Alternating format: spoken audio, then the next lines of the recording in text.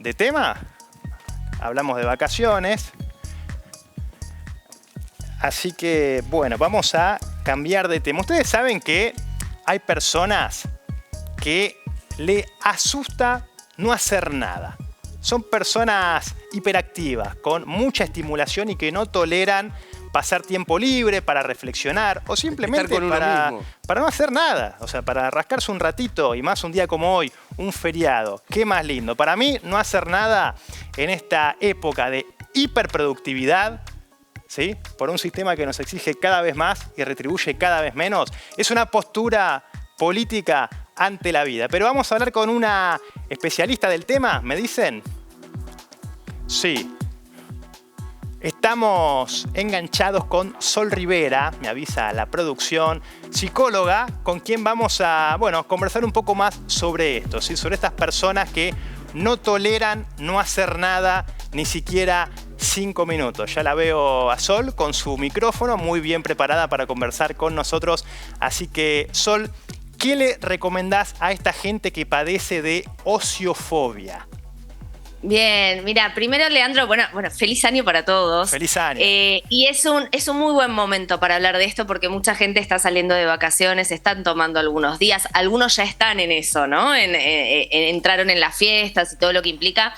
Y lo que ocurre muchas veces es que nos cuesta parar y dejar de hacer. No porque no querramos, o sea, conscientemente deseamos tener ese momento de vacaciones, placentero, de poder desconectar. Ahora, muchas veces lo que ocurre es que en el momento en el que llega, ¿sí?, esas vacaciones, ese descanso, ese relajo, nos aburrimos.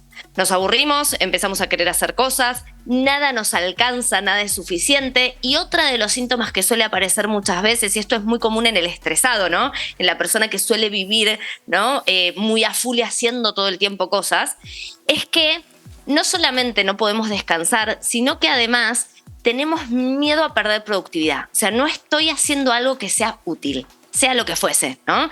Entonces, el tema de que todo lo que hacemos debiera tener un para qué y una utilidad es lo que muchas veces agrava este tipo de situaciones. Entonces, deseamos las vacaciones, pero cuando llegamos no las disfrutamos en el tiempo presente, en el aquí y ahora y como nos merecemos, ¿no? Sol, aparte, para las personas que no tienen ociofobia, es muy difícil compartir tiempo y espacio con las personas que sí, que no pueden estar ni 10 minutos sin hacer nada, simplemente disfrutar del silencio, mirar el horizonte, el arbolito y pensar en la vida, compartir con el otro el simple hecho de compartir y no hacer nada, ¿no?, que es el verdadero acto de compartir. Totalmente. Es súper importante lo que decís. Con esa situación.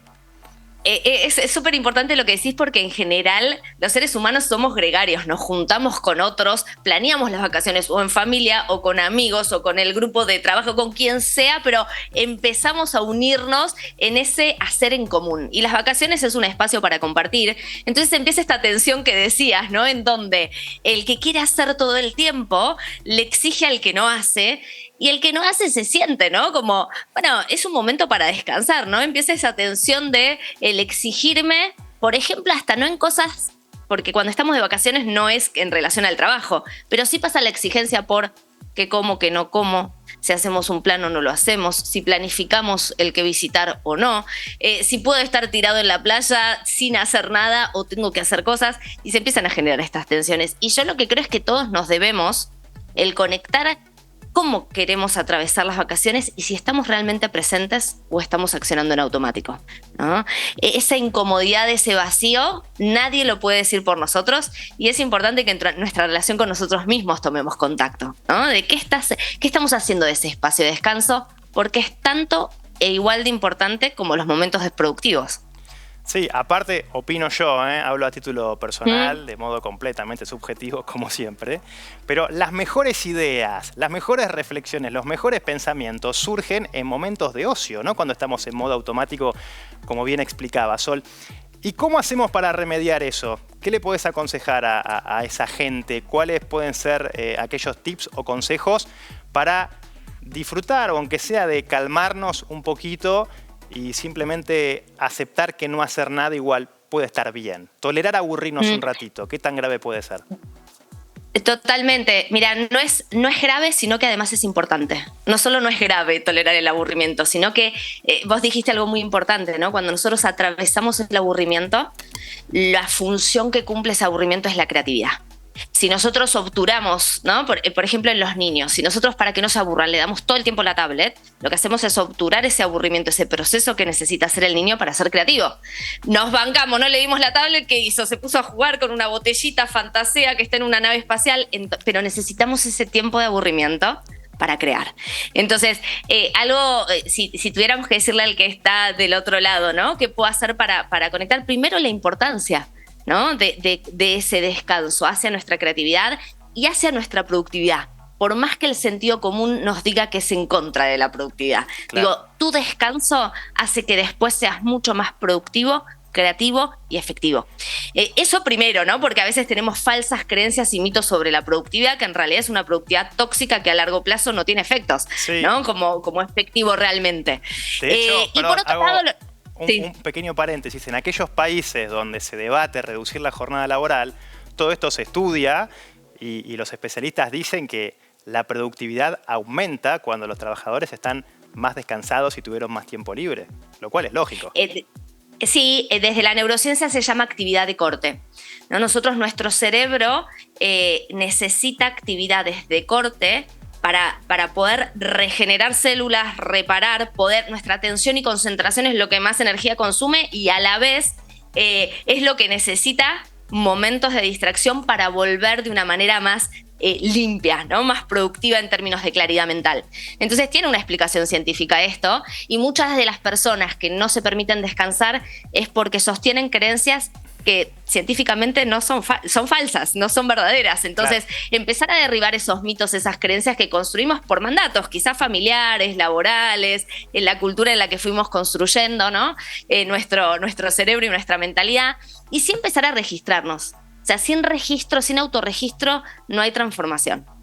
Si yo no puedo empezar a mirarme qué me está pasando con las vacaciones, pregúntate, bueno, ¿está bueno que me pase esto? ¿Está bueno que no pueda estar sentado 20 minutos mirando el paisaje hermoso en el que estoy, el mar, la montaña, donde sea que estés?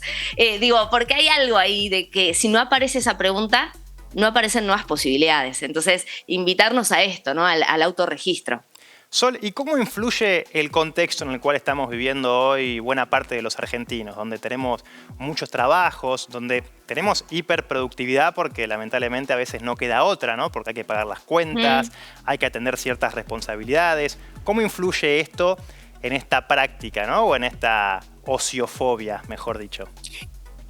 Influye mucho, ¿sabes por qué? Primero porque, bueno, en particular los argentinos, pero pasa en muchos lugares del mundo, hay personas que no llegan con un solo trabajo, entonces tienen más de uno. Diciembre, acabamos de terminarlo, ¿no? Pero venimos de un diciembre en donde tenés que trabajar, festejar, celebrar, estar contento. Hay un montón de exigencias sociales en donde no paramos y cuando nuestro cerebro entra en ese hacer, le cuesta más parar y es cuanto más lo necesita.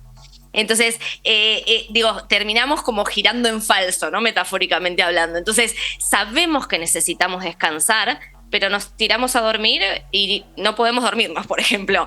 Entonces, es un momento en donde necesitamos prácticas, necesitamos hábitos que nos permitan conectar con el relajo y de manera voluntaria, porque muy posiblemente nuestro sistema nervioso simpático, el que nos activa, el que nos hace levantarnos y demás, está sobreactivado.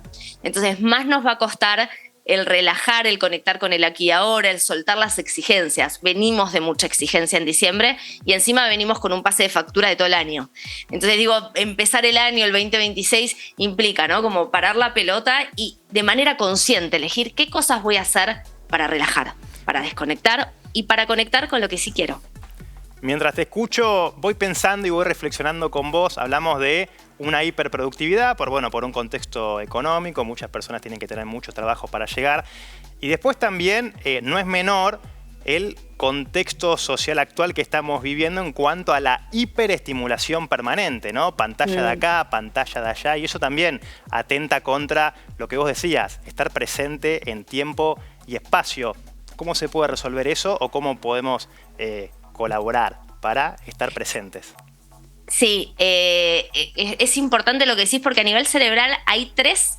Mira, la sobreexigencia. La sobreestimulación, que es lo que decías vos, y la sobreadaptación son tres mecanismos que nuestro cerebro más hace colapsar. Entonces, cuando nosotros estamos sobreestimulados, no podemos estar presentes. Yo pongo siempre, Leandro, este ejemplo, que es ir en la ruta a alta velocidad. Vos podés disfrutar de la adrenalina, digamos, que eso genera, pero no podés disfrutar del paisaje. No puedes elegir si querés parar, si querés frenar, si querés estacionarte en un lugar y poder mirar eso que está aconteciendo. Y muchas veces te pierdes en el camino porque no pudiste agarrar un camino distinto, porque no podés ir disfrutando momento a momento. Entonces, a veces por la adrenalina de la sobreestimulación genera a nivel estímulos sensoriales adrenalina. Digo, nos gusta scrollear el celular, estar en 20 cosas a la vez. Ahora, lo que no podemos es estacionarnos y elegir de manera consciente. Y esas elecciones hacen a nuestras decisiones diarias. Digo, cuando nos ponemos a mirar, a hacer zapping y demás, elegimos qué canal digo, y nos quedamos ahí, podemos escuchar atentamente lo que está ocurriendo, ¿no? Elegir es parte de salir de esa sobreestimulación, porque la sobreestimulación va a estar, digo, es convivir con eso, ¿no? Ahora, ¿qué elijo yo frente a eso? Es lo que me hace consciente. Excelente, Sol. Muchísimas gracias. Muy linda la charla. Esperemos retomarla para, bueno, ser sujetos activos y no tan pasivos. Te mando un abrazo grande y esperemos retomar el contacto pronto y te deseo un feliz año nuevo. Igualmente para ustedes.